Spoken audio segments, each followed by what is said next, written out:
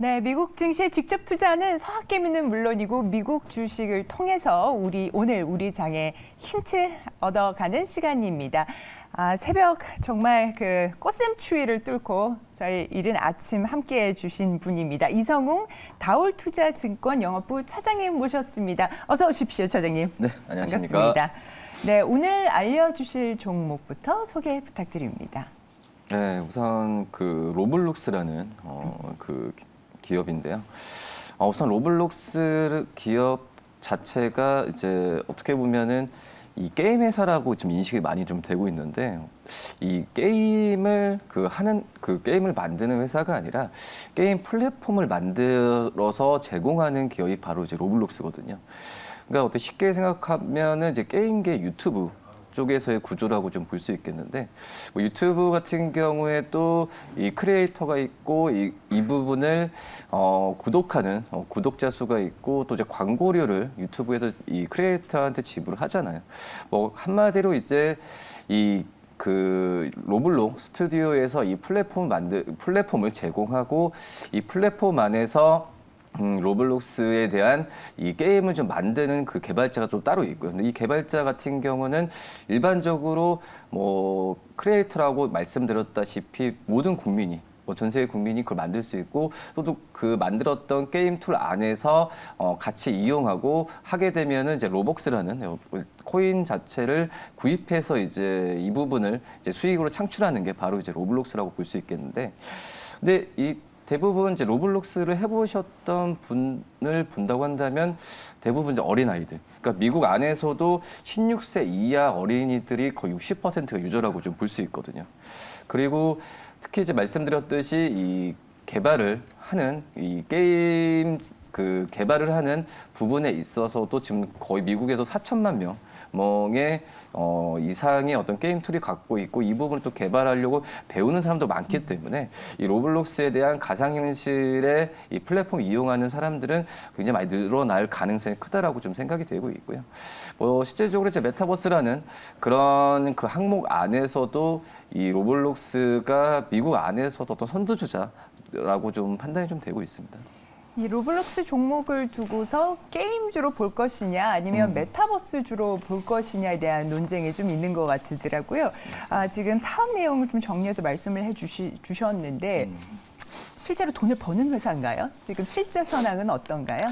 네, 실적을 본다고 한다면 이 유튜브랑 제가 비교를 했는데, 근데 로블록스가 아직까지는 개발을 하고 투자를 하는 회사고, 유튜브처럼 광고나 이런 부분을 받는 게 아니거든요.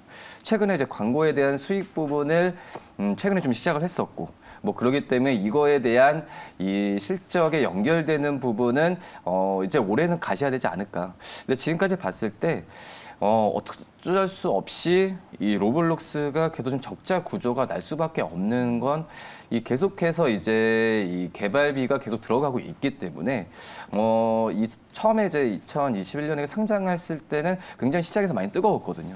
하지만 상장한 이후에 적자가 나오면서 주가가 급락하는 모습을 좀 보여주었고, 그 이후에 지금 주가적인 측면에서 봤을 때는 약간 바닥을 다지는 구조, 그리고 또 말씀드렸다시피 이 메타버스에 대한 시장에서의 관심이 불거진 것도 불과 몇 년 안 되거든요. 뭐 그러기 때문에 이 주가적인 측면에서 봤을 때는 이 재무 구조가 개선이 되는 과정에 있는 그런 현재 상황이지 않을까라고 좀 판단됩니다. 두 가지가 좀 궁금한데, 일단 유저 수가 계속적으로 이렇게 폭발적으로 성장을 하고 있는지, 그리고 아까 재무 구조 말씀을 하시면서 광고 쪽에 수익이 따로 없다 이렇게 말씀을 주셨어요. 네네. 그러면 어디서 수익이 지금 나고 있는 걸까요? 매출 구조상이요? 지금은 이제 게임 사용자가 이제 게임 아이템이나 어떤 특수 효과에 대해서 로벅스로 구매를 하거든요. 네, 그 부분이 가장 큰 이제 수익 구조라고 좀 볼 수 있겠고, 지금 이제 유저 같은 경우가 지금 전 세계적으로 본다고 하더라도 1억 2천만 명. 근데 이제 점점 늘어날 가능성이 크죠. 지금 최근 수치 같은 경우 1억 5천만 명까지도 지금 늘어나는 구조라고 좀 볼 수 있겠는데, 지금 이제 주가적인 측면에서 그러니까 로블록스를 좀 주목해야 되는 부분은, 한마디로 이제 메타버스에 대한 이 생태계로 봤을 때 진짜 실질적으로 미국에서도 이런 그 플랫폼을 제공하는 회사가 로블록스밖에 없다고 생각이 돼요. 지금 그렇기 때문에 뭐 미국에서도 이 대기업들이 메타버스의 사업에 진출하지 하지만 실질적으로 그 상품을 내놓는 거는 그 로블록스가 유일하다라고 말씀드릴 수 있겠고, 그다음에 이제 두 번째로 봤을 때는 말씀드렸다시피 게임을 어떤 그 게임을 온라인상에서 뭐 하는 그런 게임 회사가 아니라 게임 일반적인 그 크리에이터가 게임을 만드는 구조로 가고 있기 때문에 개발자를 위한 이 툴이나 현실 세계와 연동되는 뭐 이런 부분에 있어서 다양한 기능을 지금 새롭게 지금 만들고 있거든요. 뭐 그런 부분에 있어서 이 단순 게임 회사의 수익 구조는 이제 아니다라고 좀 말씀을 드릴 수 있겠고, 마지막 같은 경우 역시 중국을 무시할 수 없어요. 예, 중국 이 텐텐스와 이 파트너십을 지금 계약을 체결하면서 중국에 대한 진출 부분을 좀 하고 있는데, 이런 부분 같은 경우가 가시가 된다고 한다면 물론 이제 적자 구조에 대한 탈피 부분은 언제 하냐가 관건이지만, 말씀드렸다시피 뭐 광고 수익도 그렇고 뭐 중국에서의 그 파트너십, 그리고 뭐 지금 나이키랜드도 그렇고 뭐 구찌 여러 가지 지금 메타버스 생태계와 지금 파트너십 하고 있거든요. 그렇기 때문에 이 적자 구조 탈피는 생각보다는 더 빨리 되지 않을까. 그렇게 된다고 한다면 주가적인 측면은 다시 한번 올라갈 가능성이 있지 않을까 그런 생각이 듭니다. 로블록스의 투자 매력으로 지금 게임판을 제공하는 플랫폼으로서는 독보적이다라는 말씀을 해주셨고요. 또 그쵸. 중국 네. 진출 네네. 앞으로 좋을 것이다 말씀해주셨습니다. 이외에 또 뭐 여러 아이템 판매라든지 이런 부분들이 있어서 굉장히 좀 전망이 괜찮다라고 말씀을 주셨는데, 우려하는 분들을 보면은 코로나 반사 수혜주이다 보니까 집에서 그만큼 또 게임을 하겠느냐 뭐 이런 얘기들도 있던데요. 어떤 점을 좀 주의하면서 투자를 해야 할까요? 말씀하셨다시피 이제 코로나에 대한 부분이 완화되면서 어떻게 보면은 이제 바깥 야외 활동 많이 할 수가 있거든요.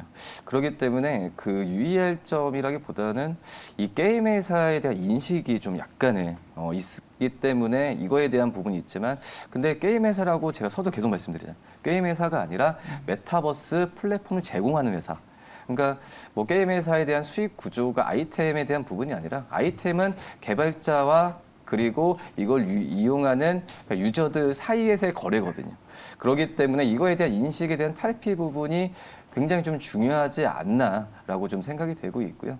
근데 이런 부분을 좀 많이 좀 그 개선이 좀 되고 있는 상황이지 않을까라고 생각이 됩니다. 특히 미국 주식하면은 장기 적립식으로 접근하시는 분들이 좀 많은데요. 네. 로블록스도 그런 관점에서 접근 가능할까요? 그렇죠. 제가 어제도 뭐 41.41달러라고 볼 수 있겠는데, 거의 지금 작년 연말부터 거의 40달러와 그 내외에서 지금 왔다 갔다 하고 있거든요. 뭐 그러기 때문에 제가 봤을 때는 중국 진출이 중국 쪽에서 유저 부분이 좀 늘어나는 게 가장 키포인트라고 좀 판단되고 있고요.